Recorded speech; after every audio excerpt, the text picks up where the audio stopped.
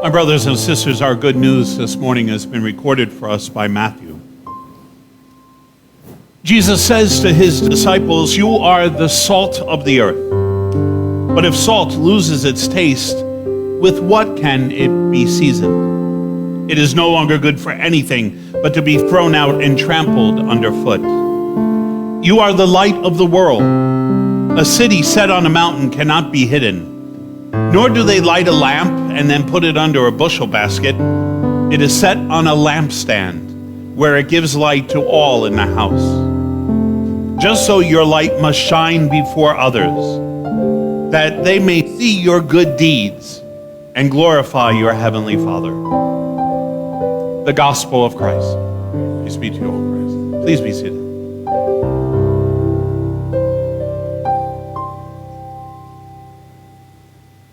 I spent a lot of time this week researching salt.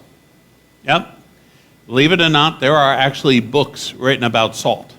And the reason that books are written about salt is that historically, going all the way back to the Egyptians and beyond, salt has always been a staple of society. I don't know if you know this, but and you probably don't, because I didn't know this, but the term salary actually comes from the Latin root for salt. And it's because it was what was paid to an employee so that they could go out and buy salt, because salt was so fundamental to the existence of life. So the next time you talk about salary, or if you're at a cocktail party and have absolutely nothing else to talk about, you could talk about where salary comes from. Intriguing, because governments, some of the very first things that they taxed was salt. And interesting as well, because the Egyptians used it for embalming. In Jesus' day, salt was a staple, was a fundamental. You needed it. You simply could not live your life without it. One, salt needed to be part of their diet because of the heat in the area and the region. If they were not replenishing salt, people would get sick. And they found that out pretty quickly and knew that that had to be part of their diet. But also, salt was required to preserve the foods that they would prepare. It was also used because of Jewish law, and you could not eat the blood of animals. The salt placed upon the fish or the meat that you had drew out all that blood and then was discarded when you rinsed it off after a period of time of it sitting. My point here is that when we think about salt, we think about salt-free diets that are required for people who have a number of different health problems. I could tell you a story. My father had a situation where he was put on a salt-free diet, and my father loved chicken soup. It was his thing. I don't know if he might have been really required to see a support group, but he loved chicken soup. The first time he had chicken soup without salt, it really became an issue in our house. I mean, I remember the colorful metaphors my father used at that meal, but it's because, he was so used to, using salt. My point is that Jesus' audience, when you talked about being the salt of the earth, they would understand that implicitly what he was saying was that you are a necessary part of existing, that God has flavored creation with your existence.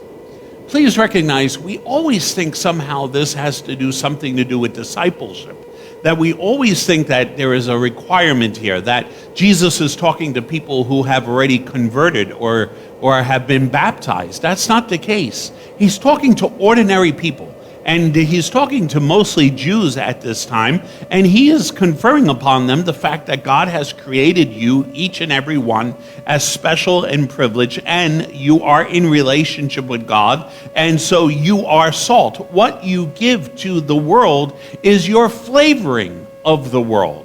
It's not that salt in and of itself is meant to be the taste. It is that salt actually brings out the flavor of everything else that is mixed in it. And it's the very same way with us, each and every one.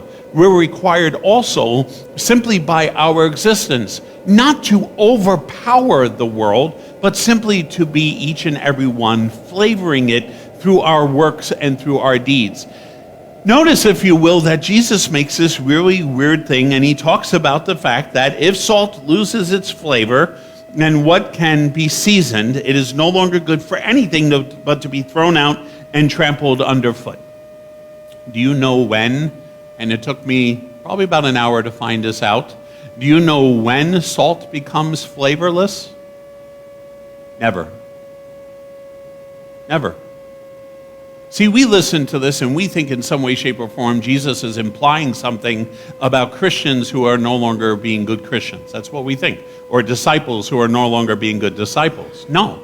He's talking about, and he's directing it to an audience, and he's saying to each and every person in the audience, and he says it to us today, that you yourself are already salt. And by the way, you never lose your flavor, so you are never thrown out and trampled underfoot. Ever. Ever. And he's speaking here on the part of God. God never dismisses any of his creation, any of God's salt. None of them ever become flavorless. Perhaps they do not give as much flavor as they may or could, but at the same time, it is really fundamental that Jesus is making it clear here, no one is dismissed. No one is thrown out. Even if their flavoring is less than somebody else's, that's not how God sees us. God sees us as his children, and implicitly, as his children, there is this requirement that we all have to be sort of flavoring the world around us. If you notice also too here that, Jesus talks about a lamp and a candle. And, the reality of being a candle, and again, this is stuff that his audience would understand. None of us are Abraham Lincoln, where we're sitting down and studying at night by candlelight. None of us do that.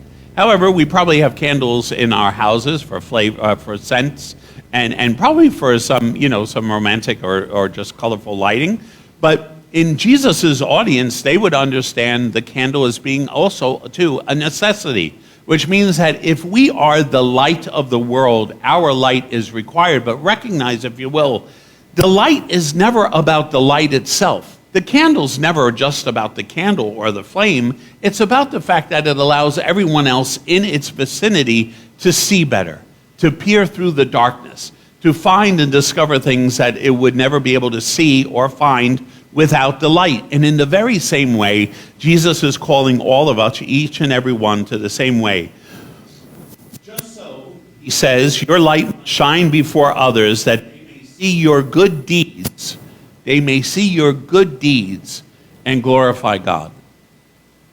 What's intriguing here in this statement from Jesus is that he's not talking about words. He's not saying we should be going out and talking about any of this. He's talking about the fact we should be going out and doing these things. We should, in the very essence of our lives, be sharing and imparting our experience of recognizing that we are sons and daughters of God, and that God holds us as precious. In the very same way, then, when we go out, it's not that we are the light, that we draw all the attention. Our presence in society is supposed to season it and is supposed to enlighten some of the darkness. And I think this is a fundamental lesson that I think we need to learn, because sometimes I think when we think about being a follower of Jesus, we think about all these things we should and need to be doing, that we need to be drawing attention to ourselves, that it's important that we stand out in the crowd, that we actually sometimes even make people uncomfortable because of our presence, because of our action, because of our words, and because of how we sort of move about our life. But Jesus isn't talking about any of that here. He's talking to an audience that would see two very simple components of everyday life, necessities of everyday life, salt and light, as being who and what they are already. By the very fact that God has created them, by the very fact that God has called them to be, that God has them set in the world, each and every one have a responsibility. And I think this is a big deal too, because I think more often than not, we think it's about baptism, being born again, all these things, and yet Jesus is talking to an audience that has not experienced any of that. He's calling upon their humanity. He's calling upon who and what they already are, graced and gifted, because God is the one who has created them and brought them into the world. that they, by their very existence, should be contributing to the whole of creation. And I think for us, it holds us back a little bit, because we think that he's only talking to Christians. He thinks that there's something substantial we should be doing, and the fact of the matter is he's not. He's simply challenging us. Can people in our actions see what our heart is really like, what we're really committed to? And the fact is, even if we're not as flavorful or as bright as perhaps we could and should be, we're still never tossed out and trampled underfoot, because we are God's creation. It's a fundamental starting point that I think makes all the difference in how we see ourselves as created beings by God, but also what is our role in society? What is it that we should be doing? And all Jesus is doing is pointing out what his audience and we as an audience should already know. We are created by God. We are created with a purpose. We are created to flavor this earth with our good deeds and to give light in areas of darkness.